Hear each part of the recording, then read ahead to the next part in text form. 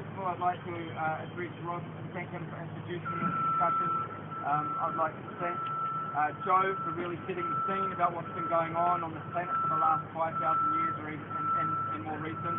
I'd like to thank Rita for really setting the context as far as the people of this land.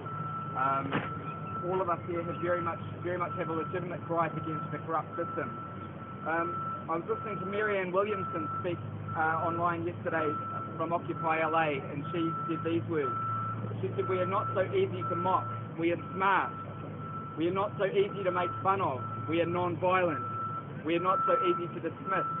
We are growing." And I felt that these were quite powerful words. Yeah. Why are we here is the question of this forum. Henry David Thoreau was a philosopher who influenced the likes of Martin Luther King. He influenced Gandhi, and he was a very powerful man through his words. And he said that there are 1,000 hacking at the branches of evil to one who is striking at the root. Never before have we seen such a large-scale movement in solidarity against the financial structures. This is unprecedented, and I want everybody here to realise that you have got courage, okay? Whatever this society says, whatever it paints you to be, you guys are the Martin Luther Kings, you guys are the Gandhis. Peaceful non-violence is the way, it is the only way, and as long as we remain non-violent, we will win this and we will see justice. I'm going to say something now. I only want to keep this under 5 minutes, but what I'm going to say, I believe, is something that I hope will stay with you guys for the rest of your lives, and that is the importance of making the distinction between a symptom and a root cause of a problem. When you have a piece of food underneath the fridge, ants come.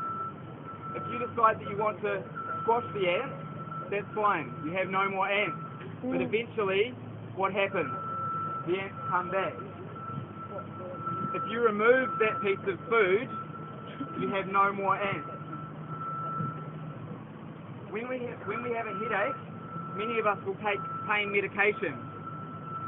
When we're wise and we allow a little bit of stillness to enter into our lives, we can perhaps feel in our bodies and realise that maybe there's a root cause, maybe something is causing this headache, maybe we're dehydrated.